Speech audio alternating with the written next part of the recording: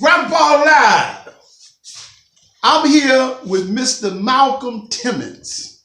And Mr. Malcom Timmons is fascinating and devastating. He's a fabulous black man. He's one of the most popular promoters here in the city.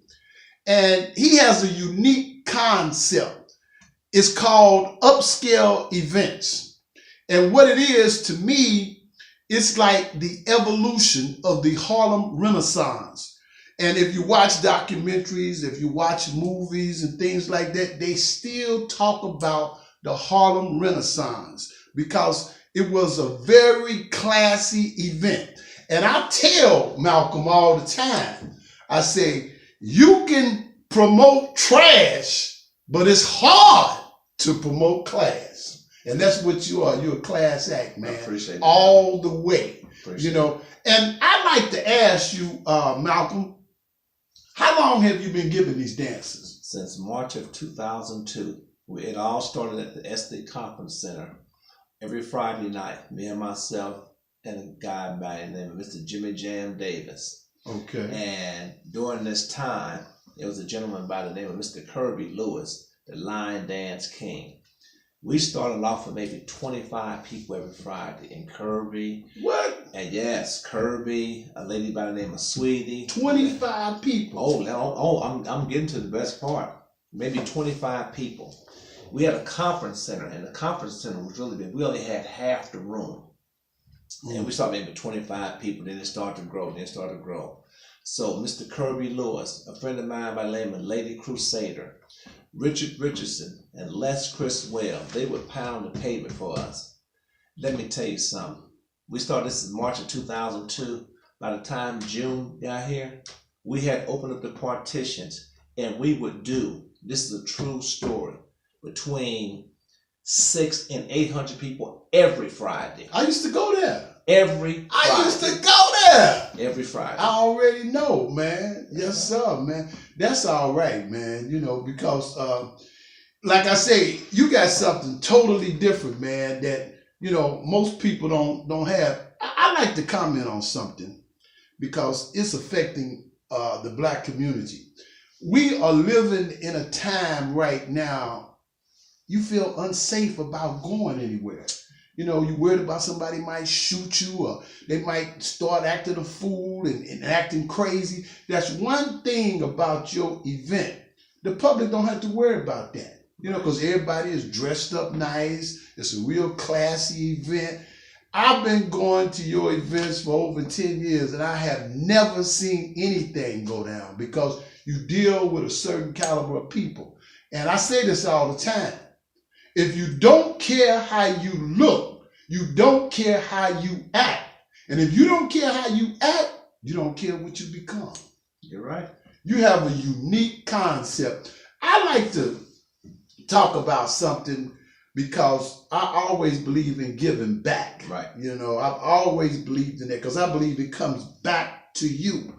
What type of inspiration would you give to young people or anyone out there that wants to get into promotions and giving dances and stuff like that? What type of advice would you give them? Well, you would have to find the genre that's comfortable for you. You have people that like rap, R&B, jazz, old school. Mine just have to be 35 and over R&B, and that's my niche. And I would tell them, once they find their niche, reach out, get all the people you can that like what you like, and you get a collective group of people, and you can't go wrong. Yeah, that's what it's about. But I always tell them too, understand that even though it's a party for everybody else, it's business for you. As you notice at my event, you'll never see me with a drink in my hand. I'm not on the dance floor. You ain't got none now. No. Thanks. But that's just what it is, you know. I'm running the business. Right. I'm running the business. Right. You know, I'm gonna go way back when I first started with the lingerie party. Okay. You know, and I had never took a loss before in my life. Every time I give something, I make money. Everybody used to tell me, "You're gonna take a loss one day. It's coming." And so I gave that dance, and I took a loss. I took a bad. And so that's how me and you got real tight. We both was out there hustling. I'm with my flyers. And after the dance, you say, Rob, everybody take a loss, just keep going, keep your head up, keep going. And so I came back with Real Men Wear Suits and crushed them. You understand? I Killed heard them, about man. that. Yeah, yeah. It was a ladies' event. They Right. loved it. That's you why know. I said I heard about it. Oh, I know. My dances is a lot different from yours. And I respect that, you know. I really enjoy talking to you, man, because you're such an inspiration, man. And I like to say something else that's very important. Unlike any other promoter here in city of Cincinnati, when you give your dances, you always take the time to stop the dance and introduce Black entrepreneurs and artists and writers and people that's making a difference in the Black community. And you don't get a dime for this. Not one. You don't get one. You do this out of the goodness of your heart.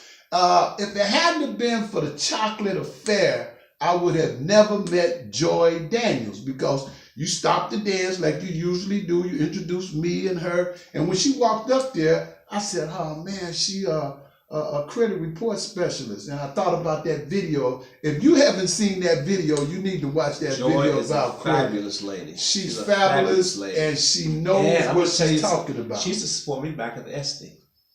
Oh man, Yeah, that's where I know Joy from. right. That's something else. Well, you know, I like to leave with how we always meet and greet.